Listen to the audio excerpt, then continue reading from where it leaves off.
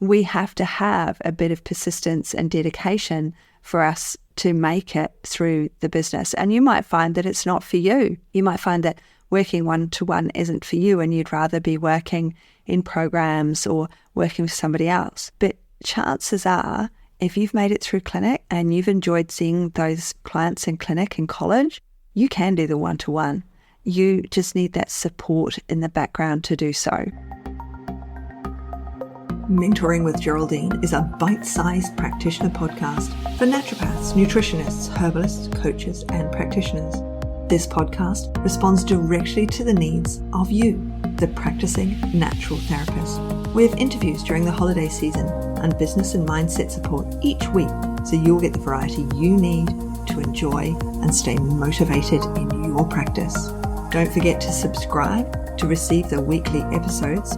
And if you want to connect with me, always check the show notes because that's where you'll find the links to book appointments and, of course, to join the Academy, the membership group where there's constant connection and community with like-minded practitioners. Now, let's get started.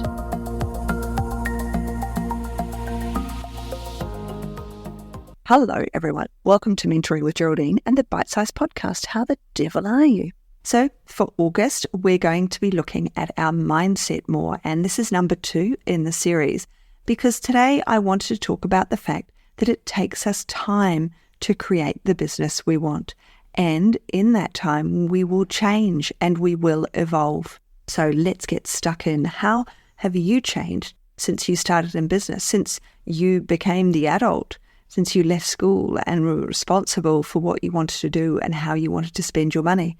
If we just look back at that, we'll see so many changes in ourselves and in our lives. And here we are now with, or almost with, a business that we want to create. We want to help people. That's why we've gone into it.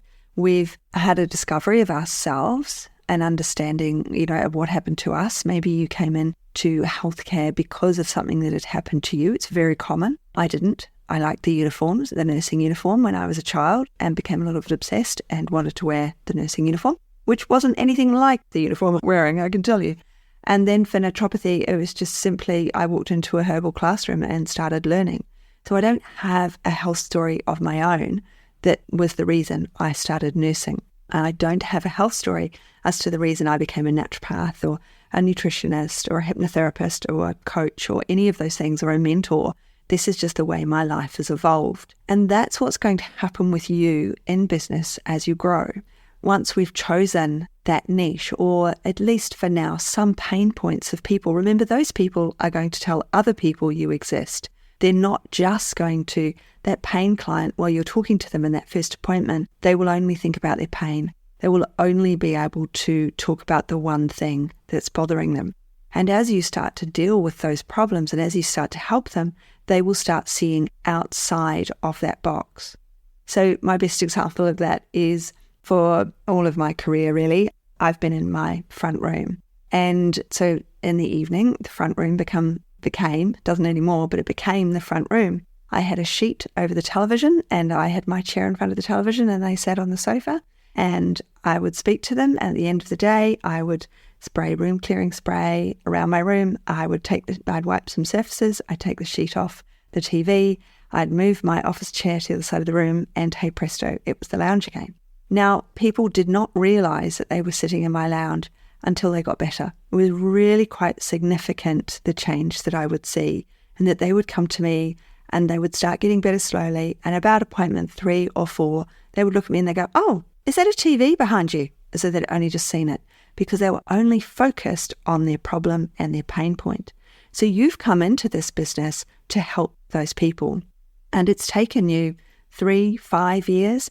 Remember when I was lecturing at Endeavour, they said on average it took 8 years for people to complete their degree because it's a private college, people have babies in the middle, all sorts of things change. So it takes much longer to get a naturopathy or nutrition degree than it does a normal engineering degree, for example, even though very different, no comparison. I'm just talking about the fact that if you went to university straight from school, chances are you're going to finish it. Whereas naturopathy, nutrition, herbalism, they tend to be people who've been out in the world a bit longer before they start. So it's taken you a marathon to complete your studies. And now getting that business up and running, it's going to be a bit of a marathon as well. You're going to be doing other things. Chances are when you start out, you'll have to have a part-time job on the go at the same time. And I'm all for that. I think that's a really positive thing. When I started out, I was still nursing. So I was nursing 2 mornings a week and I was doing naturopathy 2 mornings a week. As my business grew, I still had the nursing going on. I still had that background work sitting there. I enjoyed my nursing sort of, and I wanted to stick with it. I wanted to maintain my nursing. And so I was doing that on the side. What I recommend is that you do have another job. It gives you brain space and that you just go somewhere else. You talk to other people. You're not talking to them about their health, or maybe you are if you're a nurse. But the job that you have on the side shouldn't involve any homework. That's the only stipulation, is that it shouldn't involve homework. So if you're a full-time teacher, then you won't be able to be even a part-time naturopath or nutritionist or to run your own business, because you have, as a full-time teacher, homework yourself. You work evenings, you're marking, you're setting up study plans, you're doing all of those things. So that takes a lot of your time. If you're a part-time teacher, and they're not called locums, that's what doctors are called, standard teacher who's there for a couple of days, then you go to school and the class plan is written for you by the teacher because they're away. So you've got things to do. You don't have homework. You don't take things home. So that works perfectly. Nursing, you go to work, you do it for however many hours your shift is, you turn around and go home. And so I recommend that you have another job on the side. You can go and talk to people. You can do other things, but there's no homework, because your business will have homework. You will need to do, tax. You have to do, you're studying still, you're learning about clients, you're doing care plans, which are bound to be far too long. You're spending too long with your clients, bound to be, because it's the way we're trained. So making those appointments succinct under the hour and knowing and asking that client to come back and getting them to come back readies us for this marathon. It takes persistence to build a profitable business from the ground up. And that's what we're all doing. We're building it from the ground up. You might be someone who's found yourself a job in a practice where they provide you with clients. But generally, even in those practices, they ask you to provide certain advertising or photos or words or to write a blog, things like that. So there is stuff that you're doing in the background, but you're still researching those clients, even if you're not finding them for yourself. We all love instant results, don't we? And that just isn't happening at the beginning of our business. So taking that time and setting up those systems and making sure that we have everything in place is part of working with your clients. It's not doing it all before you see them. It's not putting off seeing clients. Oh, I have to do this paperwork first. I have to do this first. I have to create this pamphlet before I can see clients. No, you have to see the clients and create the pamphlet that works with the client that you've seen or the brochure or whatever it is. We have to have a bit of persistence and dedication for us to make it through the business. And you might find that it's not for you. You might find that working one-to-one isn't for you and you'd rather be working in programs or working with somebody else. But chances are, if you've made it through clinic and you've enjoyed seeing those clients in clinic and college, you can do the one-to-one.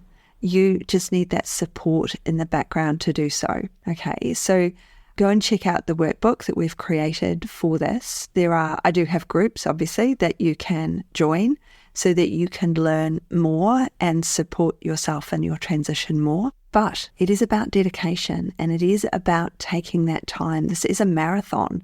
It's not a sprint. I do have marathons on the mind because we're building up for my husband. He's just done a marathon at the end of July and he's heading off for one in October. So I do have the word marathon on the mind. And business is a marathon. It is pacing ourselves. It is having times of high intensity and then other times of low intensity, but making sure that our systems are in place so that we have what we need in our ongoing space. So that's all there is for today. And there's 2 podcasts a month for the month of August. So we've just had our first 2 and then I'll look forward to chatting with you next week, or maybe you've come back for the replays and you're blasting through them all. But don't forget, there is that workbook if you want to go and find it. So I'll catch up with you on the next one. See ya.